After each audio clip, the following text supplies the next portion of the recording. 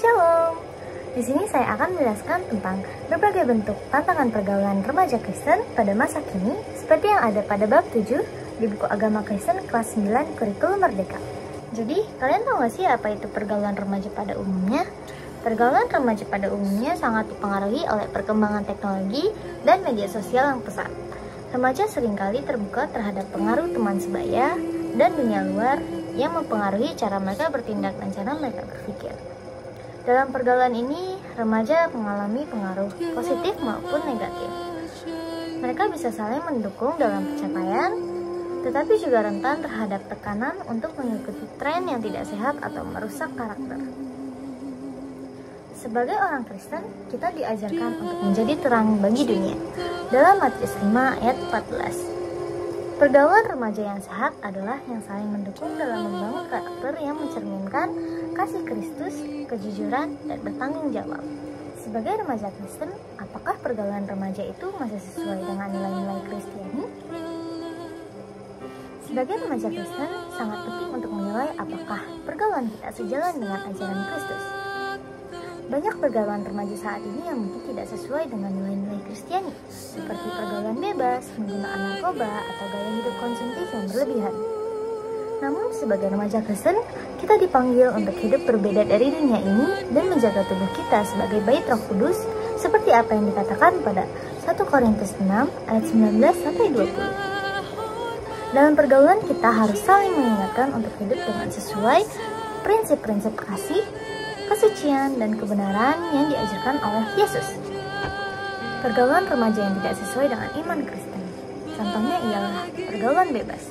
Remaja yang terlibat dalam hubungan seksual di luar pernikahan yang bertentangan dengan ajaran Alkitab yang mengajarkan kesucian dalam hubungan sebelum pernikahan. Hal tersebut terdapat pada Ibrani 13 ayat 4. Seperti di sini. Contoh yang kedua adalah penggunaan alkohol atau narkoba. Remaja yang terjerumus dalam penggunaan alkohol atau narkoba untuk menghindari masalah atau untuk mengikuti teman sebaya yang dapat merusak tubuh dan pikiran mereka. Hal tersebut terdapat pada 1 Korintus 6 ayat 19-20. Yang ketiga ada penyebaran kebencian dan fitnah. Menggunakan media sosial untuk menyebarkan kebencian, fitnah, atau perundungan yang tidak mencerminkan kasih Kristus. Hal tersebut terdapat pada Efesus 4 ayat 29.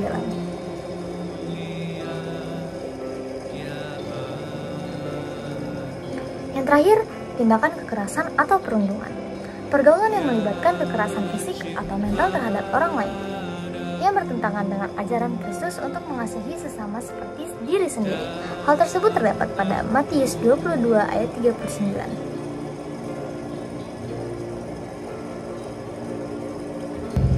Ada beberapa hal yang bisa kita lakukan untuk menghindari terjerumus dalam pergaulan yang tidak sesuai dengan nilai-nilai Kristiani.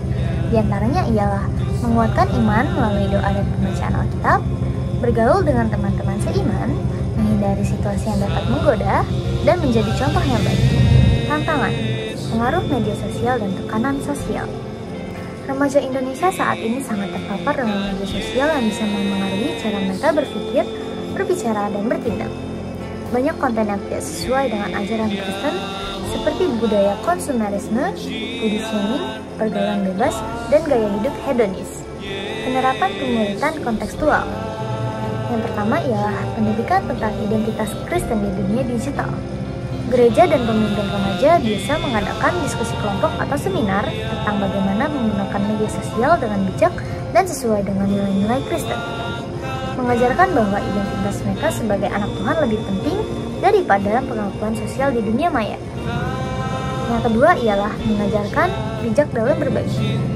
Melalui pemuritan, remaja bisa dibimbing untuk memfilter apa yang mereka konsumsi di media sosial dan membagikan konten yang membangun, bukan yang merugikan atau merusak integritas mereka. Yang ketiga adalah ayat Alkitab yang relevan. Ayat-ayat seperti Filipi 4 ayat 8 yang berbunyi, akhirnya saudara-saudara, semua yang benar, semua yang mulia, semua yang adil, semua yang suci, semua yang manis, semua yang sedap didengar, jika ada sesuatu yang layak disebut kebajikan dan yang patut dipuji, pikirkanlah semua itu. bisa digunakan untuk mengajarkan mereka bagaimana berpikir positif dan bijak dalam dunia digital. Tantangan yang ketiga adalah keterbatasan pendidikan dan akses informasi. Di beberapa daerah di Indonesia, terutama di daerah terpencil, remaja Kristen mungkin menghadapi tantangan dalam mengakses pendidikan berkualitas dan informasi yang dapat membantu mereka memahami iman Kristen dengan lebih baik. Penerapan pemuritan kontekstual. Contohnya ialah pendidikan melalui program kesaksian dan pelatihan.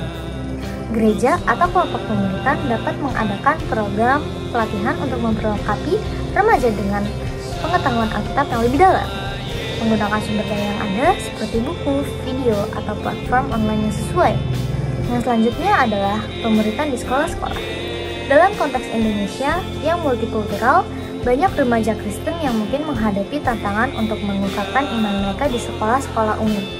Pemuritan di sekolah melalui kelompok doa atau kelas agama Kristen dapat menjadi tempat yang aman untuk berbagi dan menguatkan iman. Yang terakhir, membangun pemuritan dengan konteks lokal. Mengajarkan tentang nilai-nilai Kristiani yang relevan dengan budaya setempat, seperti kasih terhadap sesama, menghormati orang tua, dan menjauhi praktik budaya yang bertentangan dengan ajaran Kristen. Misalnya, penyembahan berhala atau praktek-praktek keagamaan lain yang tidak sesuai dengan iman Kristen. Tantangan selanjutnya adalah ketegangan sosial dan keagamaan di Indonesia. Indonesia sebagai negara dengan keberagaman agama dan budaya seringkali menghadapi ketegangan sosial yang bisa mempengaruhi hubungan antar pemuda, terutama dalam konteks agama. Remaja Kristen mungkin merasa terisolasi atau bahkan menghadapi diskriminasi. Contoh penerapan pemuritan kontekstual. Yang pertama ialah pemuritan tentang kasih dan perdamaian. Pemuritan bisa mengajarkan nilai-nilai Kristiani seperti kasih kepada musuh dan perdamaian, mengajarkan remaja untuk menghargai perbedaan agama dan budaya sambil tetap teguh pada iman Kristen. Hal tersebut terdapat pada Matius 5 ayat 44. Selanjutnya, mengajarkan toleransi dan empati. Pemuritan bisa melibatkan kegiatan bersama dengan pemuda dari agama lain dengan tujuan membangun pengertian dan rasa hormat yang lebih baik antar kelompok. Selanjutnya ialah menjadi terang di tengah kegelapan. Mengajarkan remaja untuk contoh hidup yang baik dengan menunjukkan kasih dan sikap yang tidak membedakan, namun tetap teguh pada prinsip iman mereka. Fenomena pergaulan masa kini. Maksudnya ialah pergaulan masa kini bagi remaja Kristen sangat dipengaruhi oleh perubahan sosial dan teknologi yang pesat, terutama dengan maraknya penggunaan media sosial, globalisasi budaya, serta pengaruh teman sebaya yang kuat. Remaja sekarang hidup dalam dunia yang lebih terbuka, cepat, dan terkadang penuh tekanan sosial. Ini membuat mereka lebih rentan terhadap godaan seperti seks pranikah, alkohol, serta gaya hidup hedonis. Contoh nyata di Indonesia adalah fenomena media sosial sangat mendominasi kehidupan remaja. Menurut laporan PR Sosial dan Hotsuite 2023, sekitar 82% populasi Indonesia menggunakan internet, dengan mayoritas pengguna adalah remaja. Media sosial seperti Instagram, TikTok, dan Twitter seringkali menjadi tempat remaja mencari validasi diri dengan banyaknya konten yang mempromosikan gaya hidup bebas, pergaulan tanpa batas, dan materialisme. Misalnya tren viral yang beredar di TikTok yang mengajak remaja untuk mengikuti tantangan atau perilaku tertentu yang tidak sesuai dengan nilai-nilai Kristen, seperti berpakaian minim, berpesta, atau berbicara kasar. Tantangannya adalah media sosial, meskipun memberikan banyak informasi positif, juga dapat menjadi saluran untuk memperkenalkan gaya hidup yang tidak sesuai dengan ajaran Kristen. Remaja yang tidak punya filter bisa terpengaruh oleh konten yang tidak mendidik atau bahkan merusak karakter. Pemuritan konseptual. Pemuritan kontekstual.